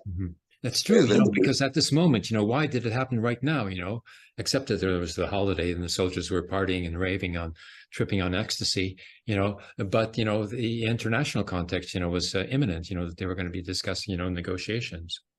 So yes, this stopped it for sure. right. And what I'm saying also is that people on the left and the protests against the Israeli attack have to keep in mind the international context of what occurs here. We tend to not have a good geopolitical analysis or outlook. We're just upset about what happened, which is good. But how do we prevent it? And why did it happen? We have to talk about that because there's always a why to these things. There's always a why. Yeah.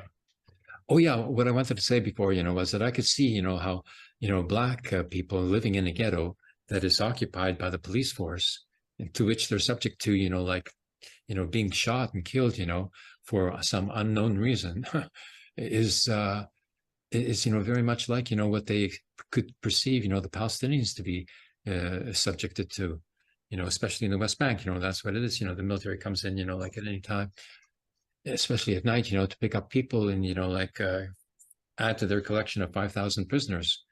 So it's, there's mass incarceration, in the United States. How many prisoners are there? I saw a figure like 8 million or something like that. Is that true?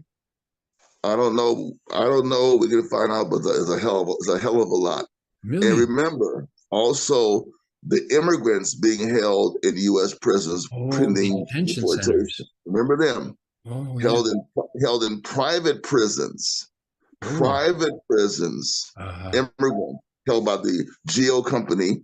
I think they're descendants of Pinkerton or Burns Security Company. So you also have them. Private prisons also with that whole migrants. Wow, that's a lot of millions of people. That's like a whole mass of people that can form a revolutionary corps. If we could get to them, and if they can get out. Yes, we have to get to them. It's the same thing as the Palestinians. Same problem as the Palestinians.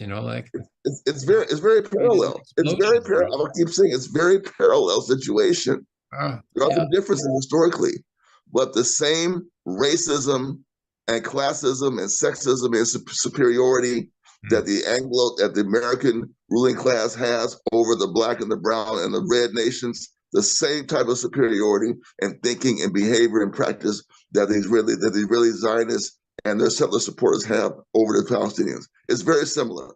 I would add, on top of the Anglo white supremacism, that was carried into the United States as foundation, there's also the German white supremacism that is, nearly an equal weight, of population in the American population, but which has a much greater, control over territory in the central United States.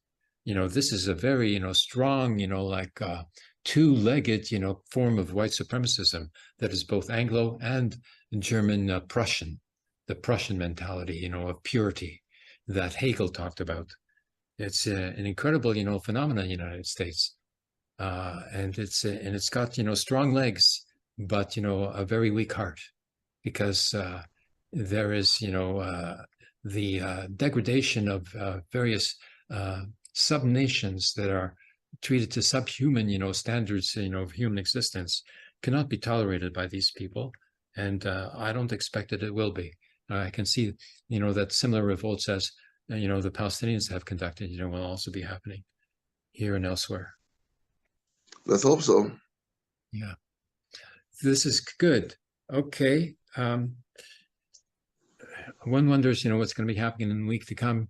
What with 2 U.S. aircraft carriers, off the coast of Palestine, what is this? Are they that afraid of Hamas? So, what's going on here? Let's see what's going to be happening there as well. Okay. And also 2 U.S. proxy wars.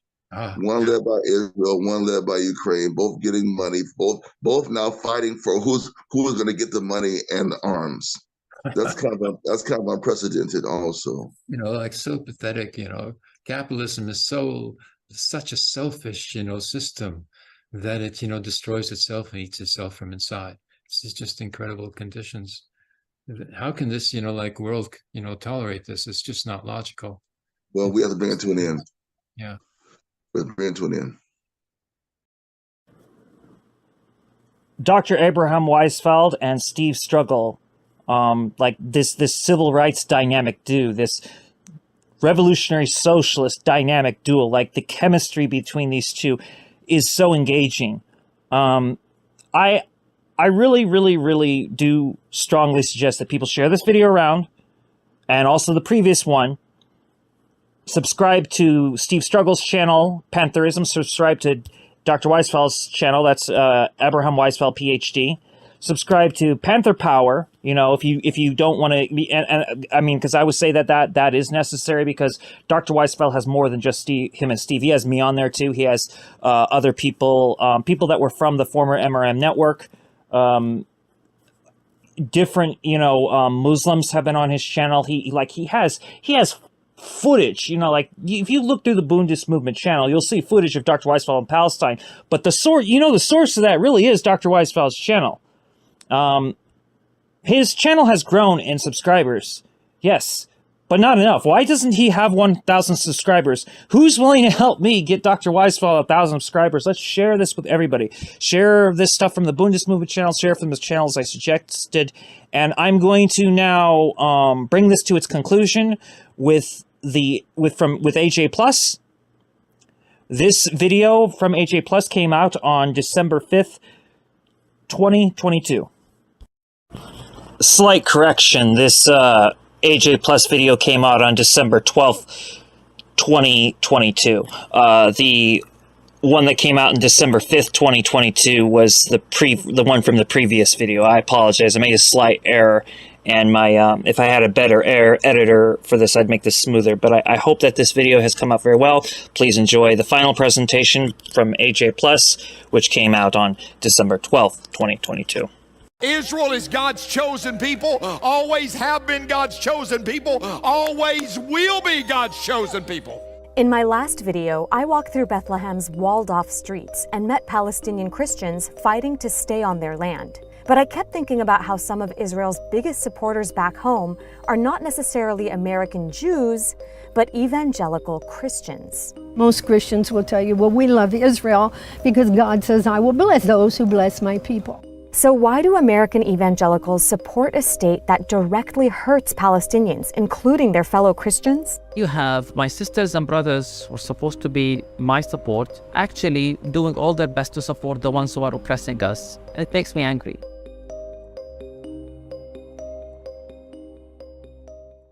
Here's something that might surprise you. White evangelical Christians in the U.S. are more than twice as likely as American Jews to believe that God gave Israel to the Jewish people. Now, not all evangelicals believe this, but the ones that do, their voices are often the loudest and most influential. The title deed to the land of Israel is recorded in the Bible, which gives the Jewish people a clear and unclouded title to that land forever. It belongs to them, and it belongs to them only. People that share this view are called Christian Zionists. They believe the Bible commands them to support and defend the modern-day state of Israel, regardless of what this means for the Palestinians who live under its occupation. They point to one biblical verse in particular, Genesis 12:3, that they believe references the modern state of Israel. Genesis 12, here it is in the very beginning of the Bible.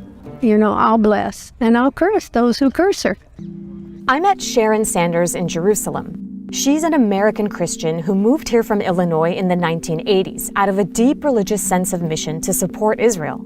She and her husband founded the charity Christian Friends of Israel, which aims to help people from recent Jewish immigrants to Israeli soldiers. Just simply kindness of the heart to say thank you for protecting us, thank you for taking care of the land. Her charity is one of several foreign Christian-led organizations that have flourished in Israel in recent years. It's estimated that every year evangelicals give around $200 million to Israel.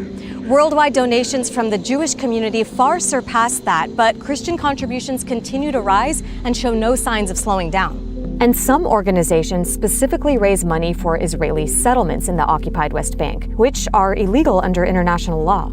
We're talking about millions of dollars and political support that is used to continue my oppression. That's Munzir Ishaq, a Palestinian Christian pastor who lives in Bethlehem, the city where Jesus is believed to have been born that's now surrounded by this massive wall. It's one of the most imposing parts of Israel's military occupation of Bethlehem and other Palestinian territories, an occupation that's now over 50 years old, meaning several generations of Palestinians have never known freedom. When you support a specific state who has racist policies and is enforcing an apartheid state, that would be unbiblical in my mind, right? That wouldn't be loving thy neighbor as yourself.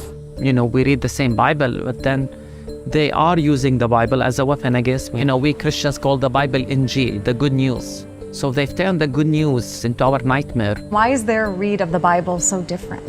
Evangelicals read the Bible in a very literal and simple way. They believe that you have to bless Israel so that God blesses you.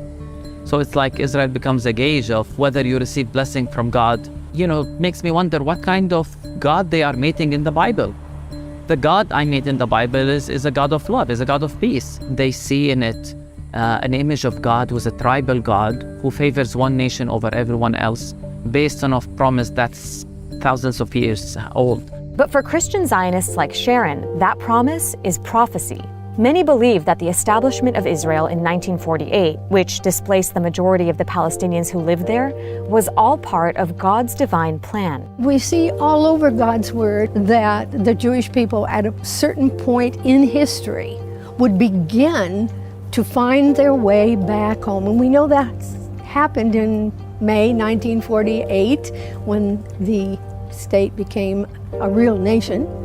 And ever since then, the Jewish people have been coming home. It's a miracle, and we've been living in Bible prophecy ever since. Do you think Jesus, who preached love thy neighbor, would be okay seeing a wall dividing people like that and cutting off people from their land? He probably would have quoted Genesis 12:3 and said, I'll bless those who bless my people. When you're talking, I feel like there's a lot of support and elevation of the Jewish people having Israel. But doesn't that contradict the principles of equality that Christianity preaches? Well, then I think we'd have to go back to God and ask him why he chose the Jewish people. He chose them to be a light to the nations, according to his word. He chose them to bring the Messiah through. I think the key is study what God says, not what man says. To be clear, not all American Christians read the Bible like this. In fact, in the last few years, several prominent U.S. churches have come out in support of Palestinian rights, even endorsing the Palestinian boycott, divestment, and sanctions movement targeting Israel. But even so, the people who do believe in this prophecy have a huge following. And for them, it all culminates into a biblical grand finale called the end times. Somebody said, I want to understand the end times, where you just need to look at three things. You look at Jesus, you look at the Jews, and you look at Jerusalem. Many evangelicals believe that once Jews fully control the land, Jesus will return to earth and rapture Christians up to heaven. To believers, it's going to be a time of ecstasy and joy and excitement and glory. But to those who do not know him, it's going to be a day of judgment. If you're a Christian, you will not be around for the tribulation period.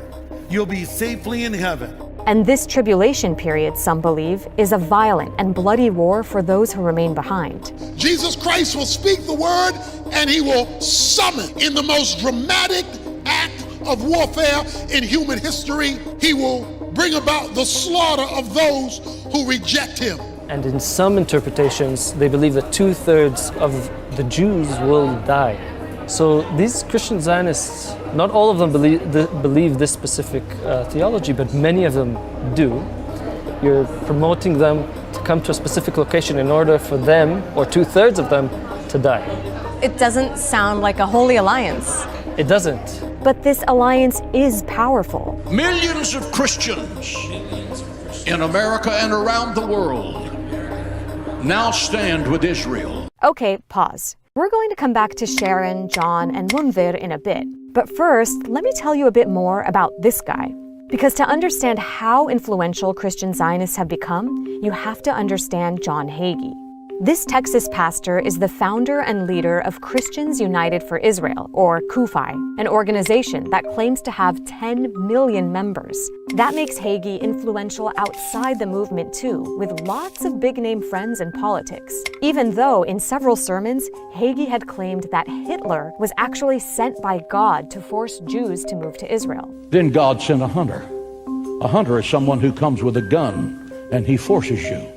Hitler was a hunter. Why did it happen? Because God said, my top priority for the Jewish people is to get them to come back to the land of Israel. Wild, right?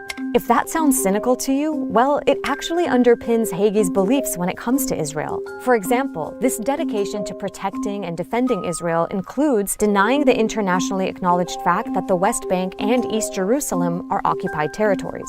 As we saw earlier, Hagee and many of his counterparts insist the Holy Land is actually promised to Jews by God. And so they want to see the West Bank remain under Israel's control, because it's a necessary step for Jesus Christ's return to earth. But neither the Hitler comments nor his viewpoint on the apocalypse have made Hagee a political pariah. Even Israeli leaders applaud and court the support of Hagee's movement. Now there are millions and millions of devout Christians who stand with Israel. So I want to thank you on behalf of all the people of Israel. One group that is less welcome at the CUFI conference is journalists. We sent a producer and cameraman to meet some of the attendees at the 2022 conference, but before they could speak to anyone, they were kicked out by security. Still, I wanted to know, why do so many Christians support the ongoing oppression of Palestinians? I attended a church service in Bethlehem, and I interviewed a pastor there who's really upset at American evangelical Christians for supporting Israel. What would you say to someone like him who's upset with you? Well, I'm sorry for that, but I've also lived here, and I also have seen why sometimes the rules have to be strong. Why? To prevent terrorism, to prevent death. You know, if you have to build a wall, if you have to build a fence, if you have to do whatever it takes to keep those who want to harm you or hurt you, then you do that to save life. Sharon's thoughts mirror the Israeli government's position, but in reality, the International Court of Justice has asked Israel to tear down that wall because it goes so deep into Palestinian territory, a land grab. So I'll say that Christian Zionism in general is a very colonial way of reading the Bible, and also a very white supremacist type of viewing of the Bible. It becomes easier to oppress the bad ones because they deserve it, because they brought it upon themselves. We can build a wall and lock them on the other side because they are the ones who are enemies of democracy and freedom, whereas ironically all we're asking for is our freedom. And for the Palestinian Christians who would say to you, we are actively being oppressed by the state of Israel, we're persecuted here, what do you say to them? I would say, take a look at the scriptures and love them, and be a blessing in any way you can, even if you're being persecuted. What did Jesus say? He said, turn the cheek. Do you think they should love their oppressor? I don't believe that Israel is oppressing them. The injustices Palestinians are suffering under Israeli military rule are impossible to deny. I witnessed and experienced many of them firsthand while reporting this series in the West Bank. There's some hope things are changing back home. Recent polling suggests that young American evangelicals are more supportive of Palestinians than older generations. But so long as this powerful alliance between Christian Zionists and Israel endures, the hope of justice prevailing in the Holy Land remains elusive. Hi everyone, thanks for watching. Let me know what you thought about this evangelical Christian love for Israel, and make sure you watch my entire series filmed in the occupied West Bank.